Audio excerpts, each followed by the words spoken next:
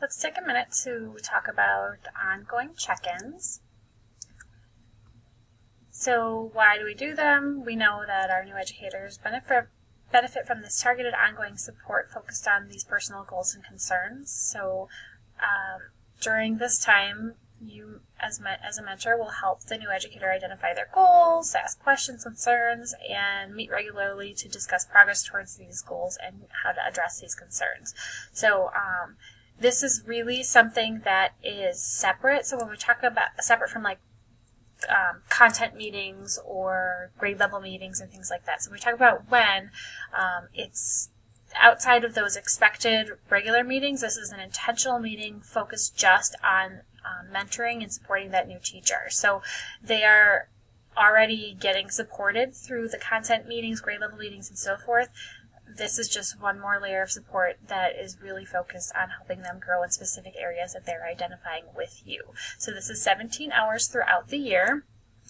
And these, again, would focus on those key areas depending on what year 1 or year 2. And there are also monthly check-in logs within the Mentor Guidebook to provide additional ideas for each month of topics to talk about. Those will be getting probably updated throughout the year as we create greater alignment with the Danielson framework and the topics of support for that. So those check-in logs do focus supporting year 1 educators primarily too. So we will work on updating those throughout the year to have supports for both year 1 and year 2 mentors within that. So just know though that these are, the key thing is that these are separate and different than normally scheduled content and grade level meetings.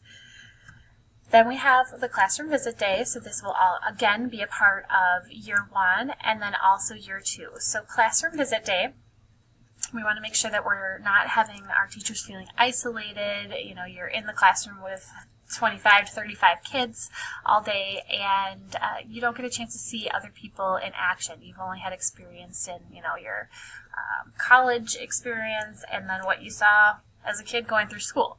So we want to allow more opportunities for our new educators to engage in this process of viewing other classrooms, and also having you as their mentor view their instruction and provide support and feedback around goals that they set. So we have allocated funding for subs for this purpose.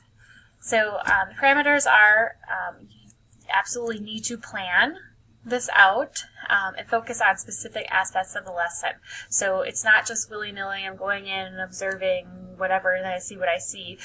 You and your new educator are going to come up with something that ties to a goal that they already have within maybe one of those areas. So if you're year 1, maybe they want to specifically focus on creating that classroom environment with high expectations for all their kids and stuff. And so they're focusing on something within that. But there is a specific focus for that day, for that purpose. Again, you're visiting both the new educator's classroom and your classroom during this day, so it's a chance for them to see you, or you to see them. Sometimes we do have some unique situations in which the new educator doesn't actually go into the mentor's room, but somebody who is specific in their content, and those are rare cases. So if you have some different circumstances, please feel free to reach out to me to make this the most meaningful experience for your new educator. And then both of those visits get debriefed, focusing on the agreed upon goals that the new educator wants to focus on. And then, of course, we don't want to engage in any professional learning without talking about how this visit is going to influence our next steps and what supports are needed as we move through. So there are some classroom visit day planning tools within the Mentor Guidebook, some protocols and things like that. So just a couple of logistics. You do want to check our professional learning sub-calendar for the available dates. That is, let me just bring this quick window over here so you can see. On staff information, there's the professional learning sub-calendar, and this will tell you whether or not there are subs available. So you don't want to schedule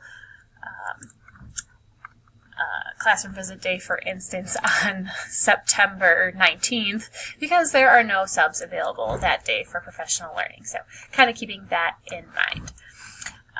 Then looking at scheduling, you want to do it during the first semester. So we've opened this up. We have a little bit wider window because probably having it during the first quarter is not super meaningful. They're maybe not quite ready for that. But sometime during the first semester would be a good time to engage in that classroom visit day. Both you and your new educator need to complete that classroom visit day form on Frontline Professional Growth at least 2 weeks prior. This is to ensure that you have subs for this day. Can't tell you how many people have not been able to engage on the date that they had scheduled because they weren't able to get subs because this wasn't turned in soon enough. So 2 weeks, you want to plan this out. And you don't necessarily have the full plan, but have it entered, and then you can work on the specifics of what exactly is going on closer to the day. But this needs to go through so that your administrator can approve it. And connect with your administrator too if you're not seeing it show up on your Frontline portfolio. If it's not just saying in progress, you want to connect with them and make sure that they saw that and approve it for you to go through. You and the new educator will get 1 full day sub or 2 half day subs. So there's a schedule in the guidebook, that our sample schedule, it kind of talks about how that will look. So either, the new educator gets the sub in the morning and the mentor gets the sub in the afternoon, and you kind of flip-flop, but kind of looking at that. But a total of $188 has been allocated. That's the cost of a 1 day sub.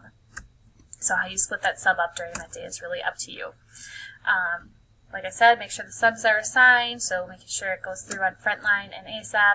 And then you want to work with your office staff for scheduling where that sub needs to go and so forth. So all of that stuff you want to get worked out and work through that process.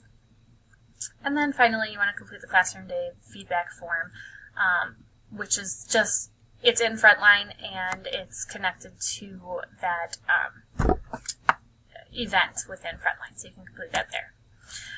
Now, some questions came up of, can we just kind of do some other classroom observations, less formal than the classroom visit? And that's absolutely something that we highly recommend if you're able to do that. So you can visit each other's classrooms more frequently, but you do have to make arrangements with your building administrator. And our department, Professional Learning, will not allocate district funding or anything for sub resources. So if you need subs for this, we can't do anything more than the $188 that was primarily there. But some people have found they can go during lunch if they want to work that out, or have extra prep, or just kind of work it out. But we also recommend using video too, so that you can allow that access to view other classrooms as well and have those reflective conversations with the new educator. So just know that this is something that we do encourage. It's not a requirement, and we don't have financial assets allocated for this purpose, but work within the resources that are available in your building to make this a possibility if it's something that you and your new educator and your administrator find valuable. So let's talk about the documentation. Of course, more information can be found in the Mentor Guidebook, and just as a refresher, the Mentor Guidebook can be accessed on the staff information page at KUSD. So in Professional Learning, same where you found the no subs, you have New Educator Guidebook and the Mentor Guidebook. So that's where you can access those resources. So I'm referring to the Mentor Guidebook. So documentation. You want to make sure to complete your mentor agreement by September 15th. So that's a Google form, digital Google form that you submit after you watch the update videos. You want to complete your classroom visit day, Frontline form, and the evaluation before the end of third quarter. So try to complete the visit by the end of first semester, definitely by the end of third quarter, and the evaluation completed by that time. The feedback forms are due May 31st, so this will be a Google form that I will send out to you likely either late April or early May to provide some feedback on the mentor program. I may reach out periodically throughout the year to get some more feedback here and there, but as of right now, it's just that feedback form. You will need to submit your mentor checklist by May 31st. A lot of people choose to submit that digitally, which is fine. You just have to make sure to sign it, scan it, and send it in. And many people turn it in at the New Educator Celebration. And then lastly, of course, support for new mentors. So those who are being trained with Danielson, you will be getting ongoing support and coaching throughout the year with that framework.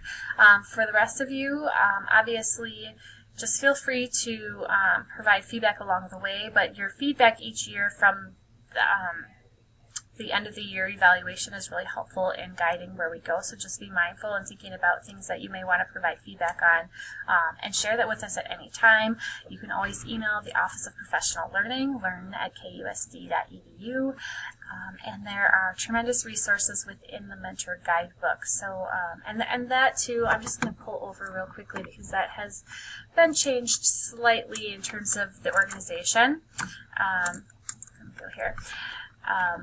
Listed as, what are the requirements, what's just information, and what's a tool. So you can see, the responsibilities, those are requirements, checklist, requirement, the agreement. So these are the things like the have-tos, and then there's some stuff that's just information. So those are all included there for you.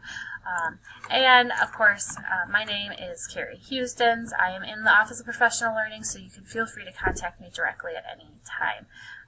Thanks for watching, and also thank you so much for being a mentor.